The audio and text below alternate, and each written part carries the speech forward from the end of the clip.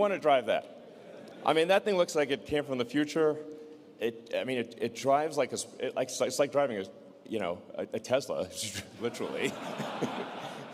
It's fun. It looks awesome, and there's actually a big shortage of drivers. And so if you're a truck driver and you want the most badass rig on the road, this is it.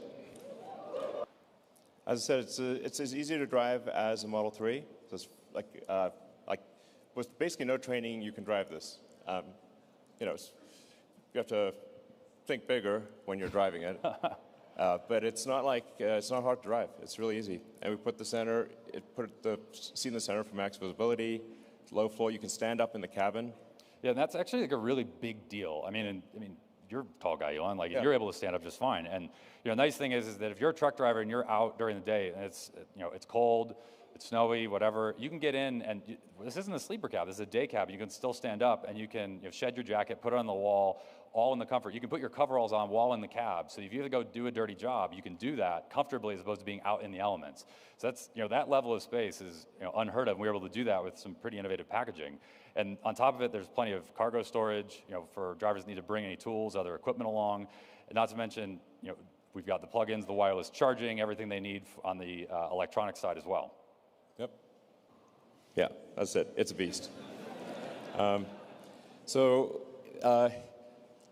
Tesla, we don't make slow cars. We don't make this. So this thing has crazy power relative to a diesel truck. Actually, especially if you're not towing anything, you could zip around like it looks crazy. Basically, it looks like an elephant moving like a cheetah. It doesn't look right, frankly. But this is not sluggish in the least. It's fast. It's fast to accelerate. It's fast to brake. It's really a step change improvement in what it's like to drive a semi truck. When we got three times the power. 3 times the power than any diesel truck on the road right now. So you got all the work, all the power you need to get the job done. But the other reason that it's a beast is because it's also efficient. And you can go 500 miles on a single charge on one of these things. So it's the mix of those two this is why this is a game changer. And what's awesome is both of those are enabled by our new 1,000-volt powertrain, which is the first vehicle that we're doing with that. And don't worry, there'll be some more vehicles coming with that. But this is going to be a game changer because of all the awesome innovations that have happened, behind the scenes and under the hood, so to speak. So, one of the things about a commercial truck is that the reliability has to be extremely high. So it's got to be running continuously, can't break down. It's got to handle every kind of weather. Uptime is super important for any kind of semi-truck. So we've tested durability in every kind of weather, every kind of environment. You could, yeah. Yeah, we've driven Donner. We'll talk a little bit more about that in a moment, but we've been through hot, cold, snow, rain. We've been putting this thing through all its paces in the lab as well as in the real world. The simulation team has been doing an incredible job of being able to scale all of that, in the virtual side. And the other thing is that we're going to take these and we're going to put our money where our mouth is. And we're going to put these on into our own fleet, into our own supply chain. And we're going to use this to transport goods between our factories and our suppliers because we believe in it, not just from a mission perspective and a cost perspective, but because we want to close that feedback loop. We got to get that learning as fast as we can. All right. So, we've got a tri-motor powertrain system. So, we're using the carbon overwrap sleeve. So essentially, we're using the plaid Model S, Model X powertrain, we're actually enabling the 2 of the drive units to actually disconnect so that they're not free spinning. So the efficiency is actually much greater in cruise. Yeah, this is really unique. We're going with a tri-motor system. One of them is constantly engaged, so that's for maximum efficiency. You're getting on a highway, that's doing the bulk of the work, and it's operating at the peak efficiency point of the entire drivetrain. And then the other 2 units are for torque and acceleration. So when the driver needs it to get their job done, whether that's getting out of a loading dock or it's on the road, they need to pass somebody, you're tackling a grade, you have the torque and power to do it. And the cool thing is that these are clutched automatically, so no driver input needed, but it's also seamless. So the highway efficiency unit is cruising along doing its thing, and if the driver puts their foot to the floor, the torque units spin up, clutch engages, and takes over, And it does all of that before we've maxed out the torque on the efficiency unit, so it's completely smooth. There's no turbo lag or jerkiness or anything like that. No driver input needed. It's smooth, both in terms of acceleration and deceleration for regen. It's really cool happening all behind the scenes. Yeah, I mean, what I find actually really wild about this is that you can have a truck which is 82,000 pounds. And by the way, the reason we can actually do 82,000 pounds is that there's a 2,000 pound extra that's allowed by law for electric trucks. So you get a little bit of a advantage on the weight side. But you can basically pull 82,000 pounds at cruise using, and the only thing that's doing that is a tiny little motor on one axle. Oh, that big, about football size maybe. Yeah, you can carry it. Yeah. Like, it's like a, I mean, you could check it in your luggage. Good luck doing that with a diesel engine. And one of those is more powerful than a diesel. Yeah. Yeah, just that one little guy is more powerful than a regular diesel engine on a semi-truck. But it's just, I find it like amazing that this enormous thing can be pulled by something that you could carry in your hands. It's like, wow, that's power density. Yep. Yeah. So yeah, and then in terms of, we're putting this to use in the real world. Yeah.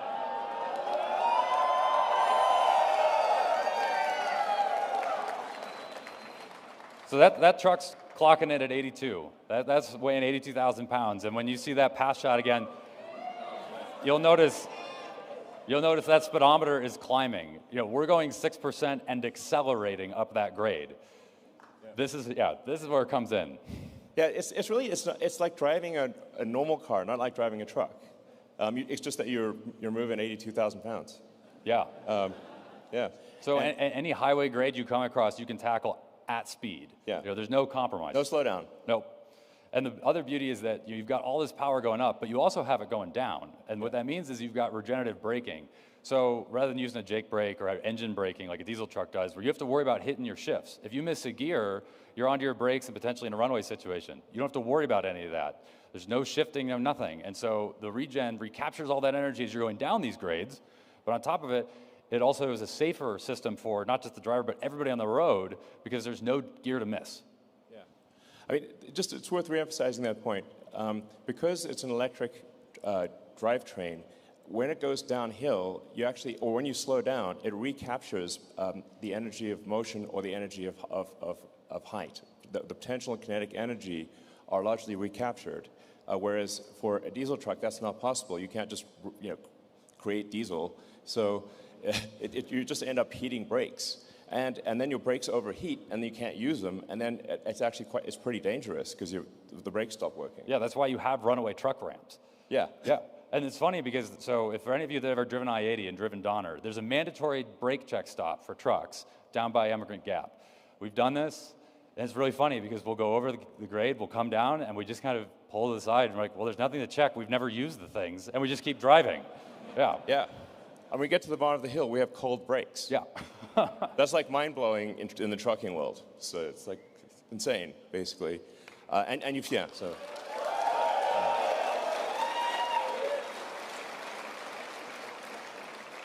So it's really worth emphasizing that. That's a significant safety improvement for the truck driver and for other people on the road.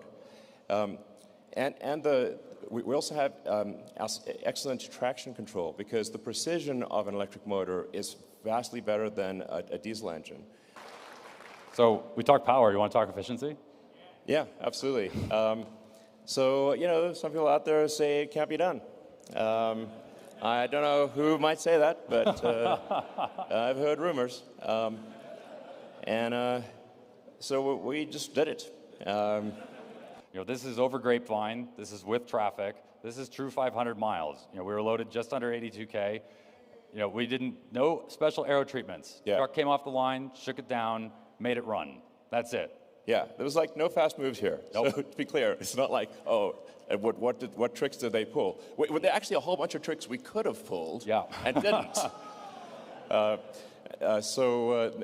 as Dan said, like no special aero treatment. And by the way, we should mention there was no charging. Like we charged the truck. Yeah, we didn't stop to charge. Single driver. One charge. Exactly. Yeah. Good point. Minor detail. Yeah. So it's not like 500 miles like with no load, with special aero and special everything. It's like fully loaded, going from the Bay Area. We actually had to like go a bit north to get to, actually add to get to 500 miles because LA to the Bay Area is less than that. Well, we went all the way to San Diego here, so we stretched out on the southern end, and I mean, do you want to see on the video? I mean, we have the proof. Absolutely. So it's only 8 hours long. So yeah, buckle in. Don't worry, we brought lots of snacks. Yeah. But yeah, standard trip. Down the 5, up Grapevine, through LA, traffic, construction. We got the bypass on the way station, but running full 80 or just under 82, full deliveries, nothing to hide. Yeah.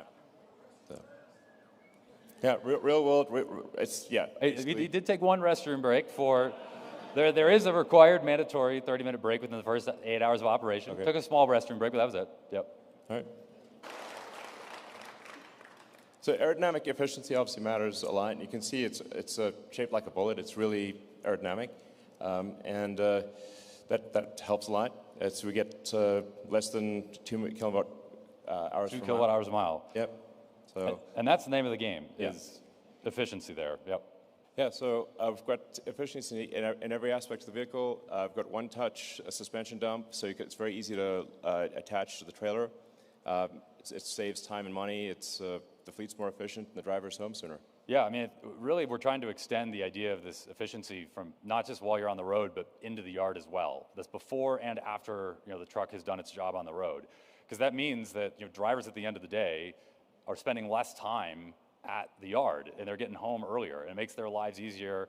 We got a light test that's easy to execute, helps with compliance. There's all these little things that the design team really spent their time researching. They did ride-alongs, they studied, they did all this work. It was really cool to watch them put. I mean, I think they even took like a bunch of like the various cups and put them in CAD, and you'll see them like put them in various cup holder sizes and places. They'll like mock up a bag. They'll do all kinds of neat stuff to understand how a driver works throughout the day, and it means that they'll have a more efficient experience overall. Obviously, to charge a truck like this quickly, you need high-power chargers. So we developed a megawatt class charger, as it's capable of charging at a megawatt to DC. Yeah. And it's our next generation immersive cooling, so it's liquid cooled.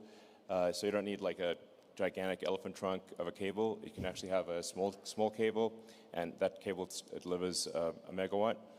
We've 3x the current density. This is key for high power applications like semi, but you want to tell them or do you want me to tell them? Yeah, I mean, it's going to be used for Cybertruck too. Yeah. So this is coming to our superchargers next year. Yeah. Yeah.